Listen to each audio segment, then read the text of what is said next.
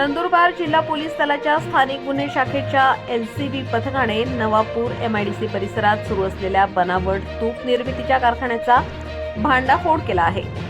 कोणतीही अधिकृत परवानगी नसताना हा कारखाना सुरू असल्याची गुप्त माहिती पोलिसांना मिळाली होती। त्यानुसार पोलिसांनी अचानक छापा टाकून मोठा साठा जप्त केला। छाप्यामध्ये पाम तेल, वनस्पती तूप, विविध रासायनिक पदार्थ आणि फ्लेवर वापरून गायीच्या तुपासारखा रंग व वास तयार करून बनावट तूप तयार केले जात असल्याचे उघड झाले।